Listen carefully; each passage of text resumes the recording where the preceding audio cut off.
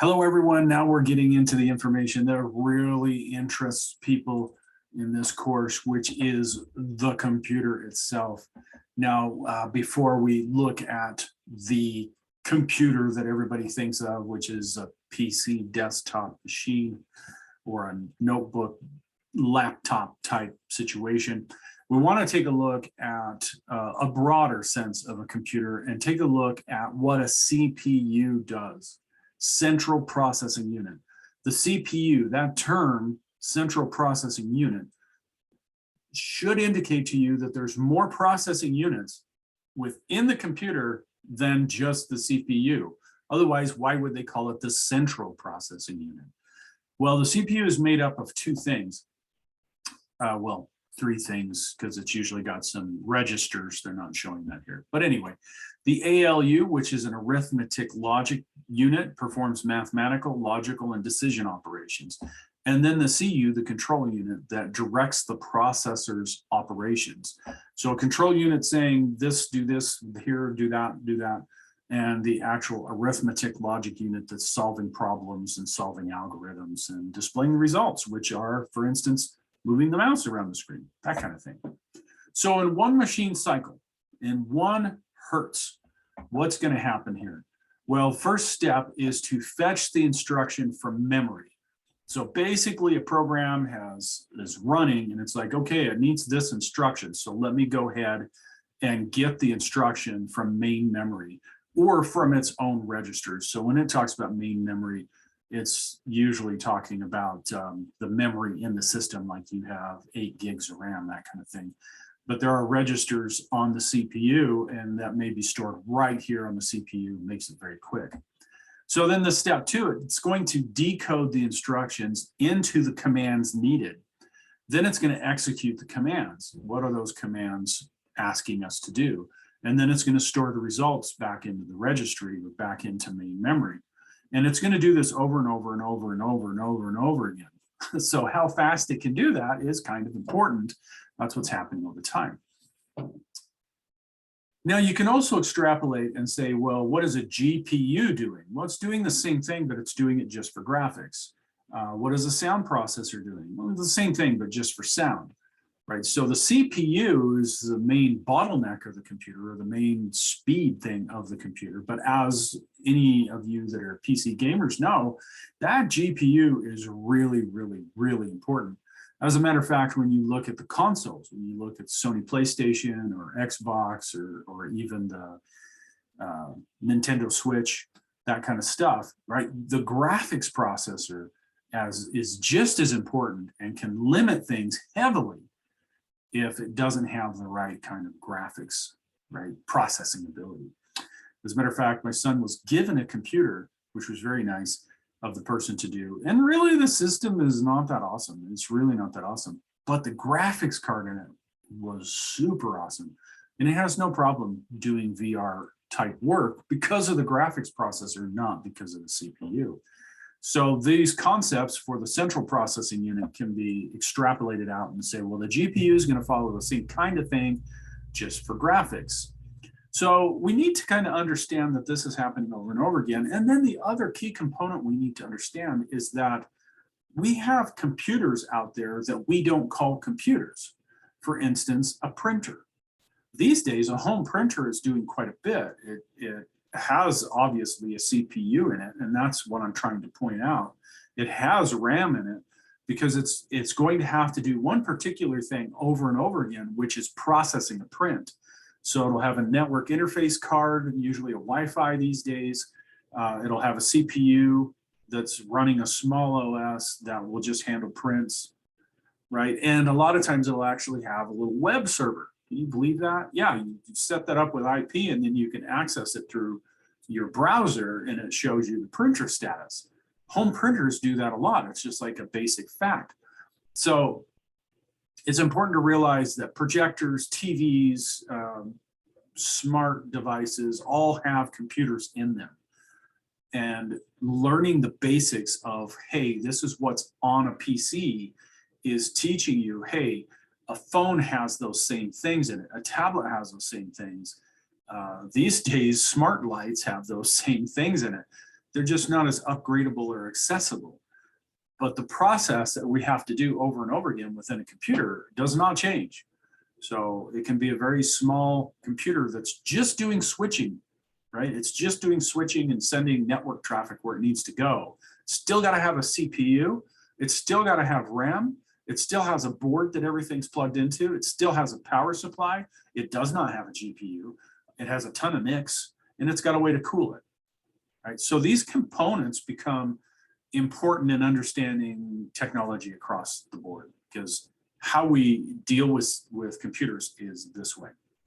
All right, so just real quickly, the CPU is the main portion of your computer, and that is a general idea of what one looks like. RAM is usually something that you can upgrade, random access memory, that you can actually look in there and see and take out of its slots and put back in. On phones, on tablets, anything that's small. As a matter of fact, lots of people say, oh, I can't buy one of those Macs, they're too expensive. I was like, well, go out and buy one of those HP Elites. Oh, wait a minute, now we're dealing with almost the same price as a Mac, right? Because everybody wants that small form factor. They want it to be super thin, and guess what that means? No replaceable RAM. It's just hardwired on the board. The motherboard is what everything connects into. It has what's known as a BIOS, or UEFI, as we get into later. BIOS stands for Basic Input Output System. In other words, how do we deal with getting information to the CPU, from the CPU, and to the components it needs to get to? For instance, the RAM, the graphics card. Actually, this is the back of the board, so all this is really screwed up the way they've got it. We've got like this right here would be a RAM, and then this would be RAM. That's weird. Anyway, it looks nice. And graphics card right here, right? So the motherboard makes all that work. And if I was to rate the importance of speed and stuff and such for a computer, I would very generally say CPU, motherboard, RAM. 1, 2, 3, and those are the top 3 things. The next would be storage. They're not actually putting storage on here, right? They're going to deal with that separately. Of course, you have to have something that gives it power. It has to take the electricity from the wall, which is really high-powered stuff, and make that down to a direct current. So it's going to take alternating current. And this isn't the class to decide on what alternating current means and what direct current means. But alternating current can be pushed much farther. So we use it to send the electricity between cities, travel hundreds of miles, and then get to a substation where some of that can be stored.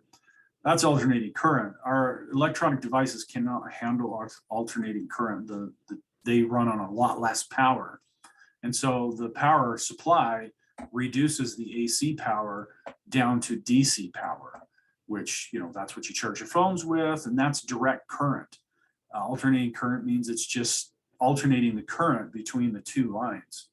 It doesn't have to be, a real basic way, sending and receiving on sending and receiving. It can be sending, receiving. It can alternate the current. Where direct current has this line goes in, this line comes out. So that's what we use with electronic devices. And then, of course, these days, such a huge thing. If you got a business machine, who cares? You don't need a high-powered GPU. But these days, if anybody's playing a game, then they want a better GPU. And that's really where these come in at. Is they do gaming, video editing, 3D modeling, animation. These days, the GPUs that are built into the chips, normally these days, into the CPUs, are good enough. They're good enough. But if you're into gaming or need any of this, then you need a dedicated GPU, and that goes into an expansion slot for that. And then the network interface card. Those are normally built in on notebooks. A lot of times you'll have a physical one where you plug in an RJ45 jack and you'll have Wi-Fi.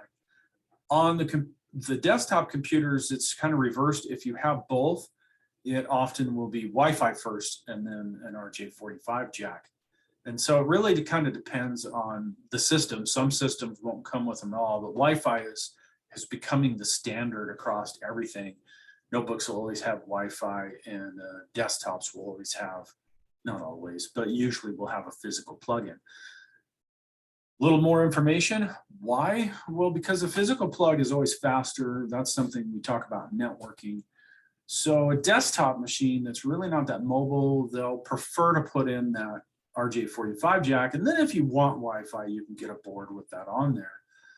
But it's better to jack in to anything at home. If you've got the option, you physically connect it. That'll be much faster than your Wi-Fi. And then, of course, a huge one is cooling. And there's going to be a fan on the CPU and a heatsink on there. And of course, there's going to be fans, at least one on the power supply, and usually one in the front of the system. More fans does not equal better. You just have to have enough fans, right? More doesn't always equal better. So that's just simply the internal components. Let's look at motherboards and expansion cards, and then we'll look at CPUs. So when you're dealing with a board, it's got a lot of little lines all over the board. As a matter of fact, I'm going to pull one up here real quick. All right, all of a sudden you've got this on your screen. This is a really good example right here. These are known as traces. That's what I search for, motherboard bus traces. Some people call them tracers. But basically, they're the pathways. That's a really nice look at one. It's a little older, looks like it. Anyway, you've got these little tiny lines that carry these electrons from one location to the other. That's what you're doing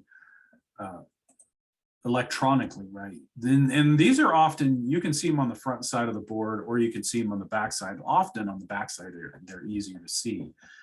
But these are the buses, and no, not each one is a bus itself. It can have many lines for a single bus or one line for a bus. It just depends on how they organize it.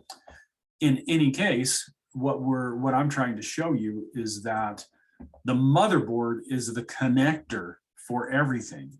It is the way you get information from the CPU to the RAM, from the RAM to the CPU, out the output for the video onto your screen, from your mouse, click, click, click, into the machine, onto the bus, to the CPU to be processed, right? All that stuff's happening. So when they talk about bus technology, that's what they're talking about. The term bus comes from the Latin word, which is omnibus, meaning for all.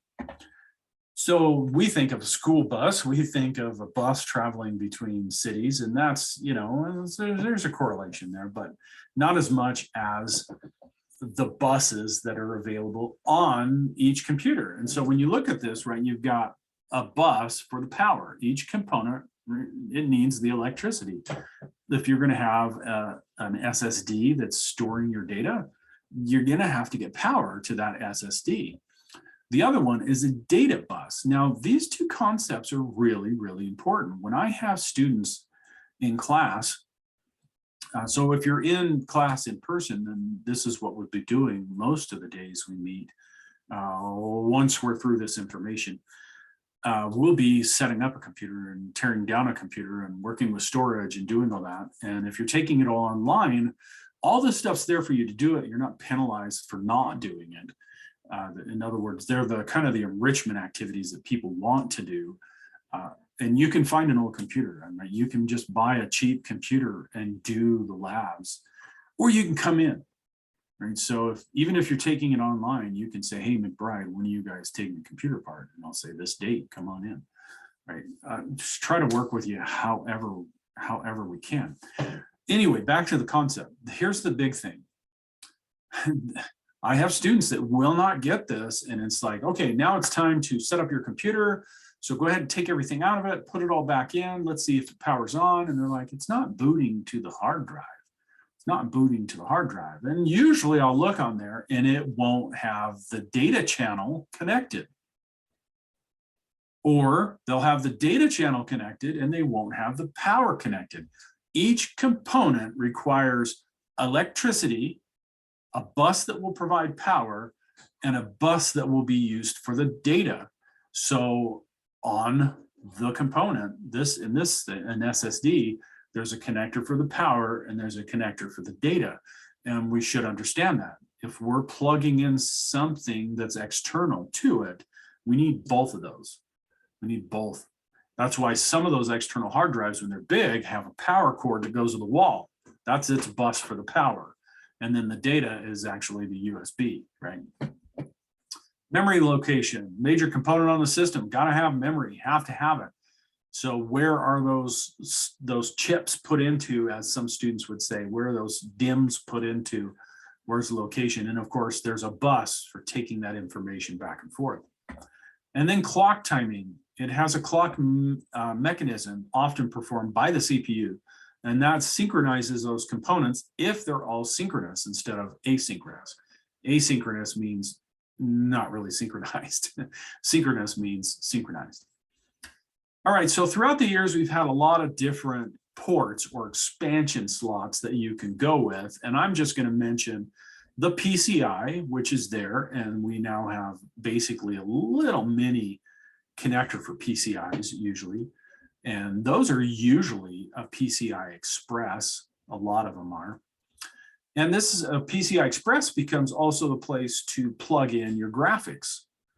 So yeah, we started with these, but again, I'm not sure why they talk about those unless you go to some country that's all they have. And, I mean, this was gone a long time ago. Anyway, let's go into the stuff that's really important. It's got some really cool stuff in it. So PCI Express or PCIe, it says the next generation. It is this generation that we're using. Rather than a shared bus like PCI has, it actually has a link for each individual device, and then it has what is known not as a network switch, but a switch little chip in there that'll prioritize how to get that data in and out. That way you end up with a point-to-point dedicated connection, and it provides a full duplex method of transmission. Now, they haven't even mentioned what full duplex means, but that means two-way transmission. I can send and receive at the same time, two-way transmission. And then, of course, it says, okay, well, the basic PCI you need to know, because it's 250 megabytes. That big B means bytes, not bits. That's a big difference, right? 8 bits in a byte. So this is megabytes. And so you'd have to times the mega by 8. And that was the first. And now this is very standard these days, 8, 16, 32. And so this is what you can basically just take this 250 and multiply it by 16. And then you get these different versions. So that's really about how fast can we get the data from whatever we plugged into PCIe port. The standard things that are really in these ports are graphics, a GPU, and also networking, an actual physical connected in networking card. Now, because PCI Express has become so standard and a lot of boards do not include anything other than them, then you'll see other things on there like USB ports or Wi-Fi card. You'll see a lot of different things on there, but we're really getting up there in speed.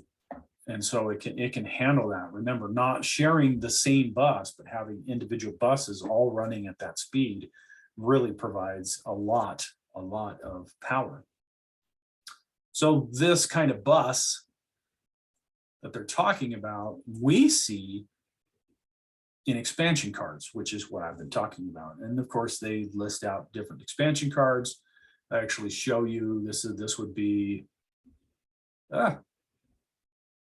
yeah, this looks like, yeah, this is a hard disk card. This looks like a SCSI. It's got a SCSI connector over here, a SCSI connector on the back, and an old SCSI connector. This is an old card. So that's a PCI slot. That's what that would be. And this is what they look like. And this would be a server, usually, because it's got 2 slots for your processors. And you've got all these ports on the back, on this back plane. That's what they call that. And then places to put your RAM. And then this would be the front, which is not typical, but these are all SATAs. So this is definitely going to be some kind of server board. And then this is where you would have your expansions. Now, a PCIe these days is only about that big. I should just show you one of those pictures. So let me pause it while I find it. All right, so boom, there it is on your screen. We deal with this kind of port. I shouldn't say port. This kind of expansion port where it's really tiny, and this is a PCIe. But also, if I can find a larger one, oh well, there we are. This is a PCIe expansion port. That's usually where your graphics would go, and then these are also PCIe expansions. So they have two different formats for what the heck are you doing with it. But normally you'll have at least one of these, maybe two, just in case you want to use two graphics cards. But that's what they look like. They're little tiny. And so when you look at them, you go, okay, that's PCIe. That's what that is doing. This one looks like it's actually a PCIe expansion board here. In any case, go back to our information. Video cards, network cards, all get put into those. You can even have expansion cards for audio, even though these days that's built in on the board. I'm not going to go through the colors, but those are on the back of your computer. They'll also color them on your notebook if you have them for what your audio is doing. And you can add a lot of stuff through those expansions. For instance, you can have a PCIe and go, you know what, my computer, my desktop computer does not have any 3.1s or 3.2 USBs. Go out and get yourself a card, plug it in, now you got them. Right? It's awesome. We just don't upgrade these days, do we? There's a standard, this is an old standard USB, sorry, UPS, PSU, sorry, getting a little muddled. Power supply unit, that's what the PSU stands for. Yeah, it just set me off looking at this going, what the crap, this is old. That is an older one. The more power does not equal the better. So I want to add that in there. If you really want to know, this is going to tell you, you can go in and figure out how much power is each of these pulling, and then let's make sure I have enough of it. Yes, you do want it overpowered a little bit. That way it's not as much of a drain on the power supply unit, the PSU. But lots of game, I always laugh when I see this. Oh, some post out there, and I put in 1,000 watt. Why did you put in 1,000 watt power supply? Are you setting up like 10 hard disks? They're all spinning in there. In other words, what it's really come down to is people think this is some kind of, if I'm going to build my own custom car, then I'm going to put in all these maximized things. It doesn't work that way. And so in most systems, 350 watt is usually, this is a 300 watt, is good enough. But you can easily find out just by saying, okay, how much wattage is my CPU going to pull? Up to 42 watts. That's a general. I'm not saying that's what your CPU pulls. Go out and look. And then you go, okay, I got this awesome graphics card. How much is it going to pull? I've got an SSD. How much is it going to pull? How much is the board going to pull? You just add up all your components on how much power it's pulling in watts. And then you know. And so often people will just spend a ton of money when they don't really know what they're doing. At the highest, 500, 550, maybe.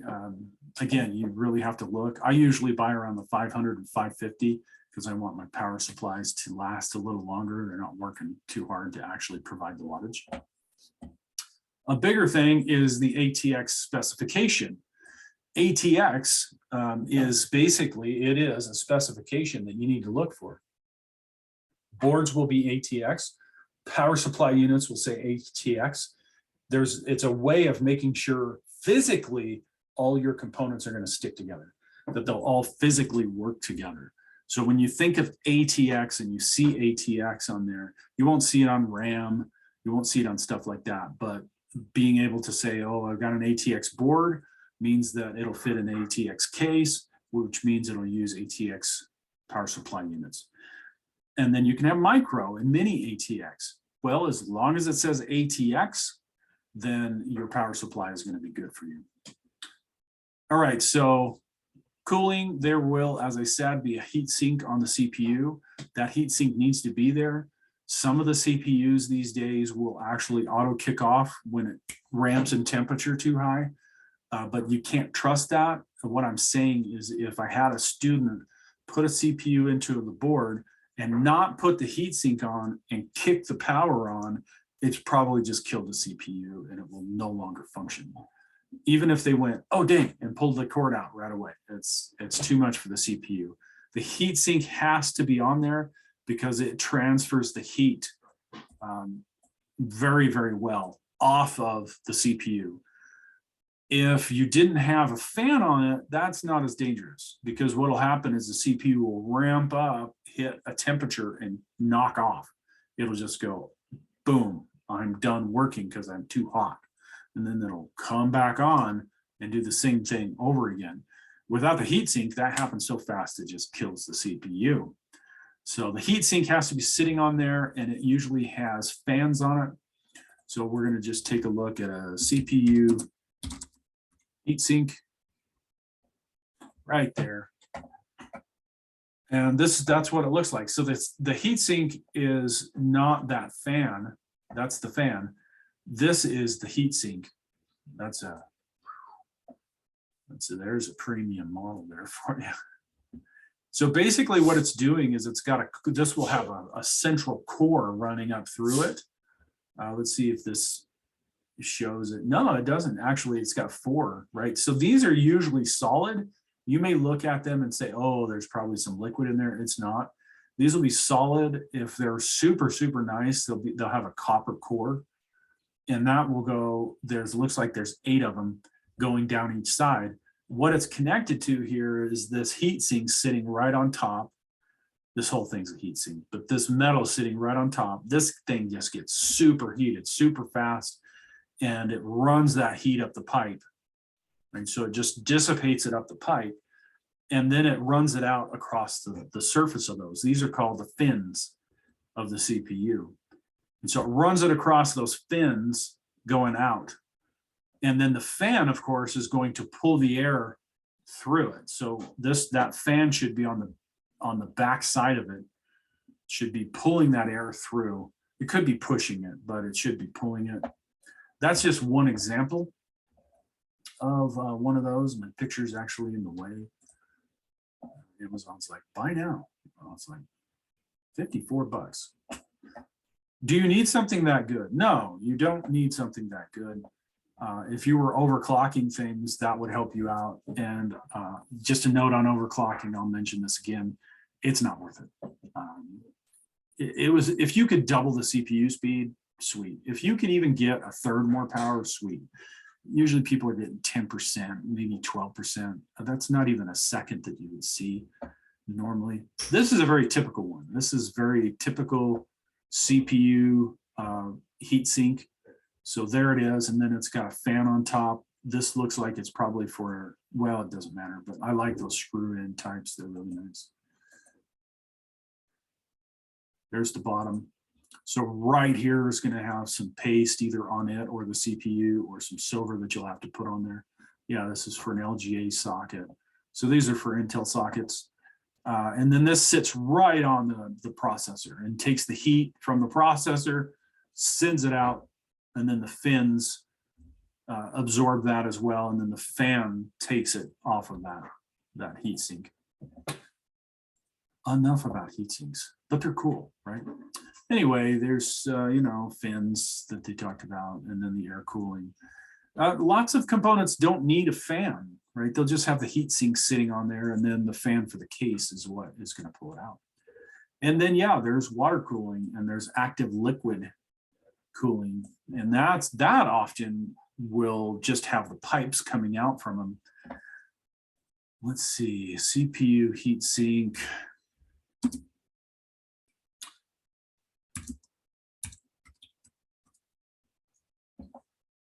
The reason I'm looking up laptop ones is because of this right here. So this is actually the part that's sitting on the components.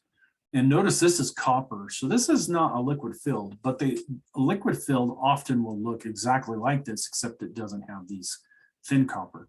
And what this is going to do is it's going to, the copper is, because it's so conductive. If you've ever held something that's copper and then put it on something that's hot, it's very conductive. it will absorb that heat, send it down this line, and then the fan will cool it. So because portion is cooler than this portion, it's going to pull that down. It's going to be a process of pulling it away. But the reason I pulled it up is because liquid cooled looks the same. They use the same kind of thing where the liquid is coming away from it and then being cooled off by a fan. And then, yeah, immersion cooling. That's an advanced cooling system that you just directly immerse it in whatever you're going to immerse it in, so that it's just directly just pulling it away. I tell students that you can actually seal up your computer and put cooking oil in it and not have a heatsink on it, but use some of those pipes to pull it out, and it will actually, the liquid will start to rotate so that the cooking oil is rotating in there, and the cooler cooking oil is always coming over the CPU. That sounds like a messy proposition to me, but you can look it up, it's there. This information is so important for you to get done with. We will not be doing anything in the labs as a part of doing anything with computers until enough people have gotten through this information. In other words, you'll just come in and do homework if you're in the face-to-face class until you've done this. It's so important to be able, these labs are awesome. So for instance, if you're going to install memory, you can watch the video on how to install memory and then do the lab on how to install memory. And that helps you so much when it's time to physically install memory. So I really don't want to do anything until you're done with that. Now the storage portion, yeah, that doesn't necessarily have to be done yet. So everything through installing the RAM and input and output needs to be done before we can really move forward and do some labs, really do some labs. All right, so let's take a look at some CPU facts. I think I will stop this video and start another one.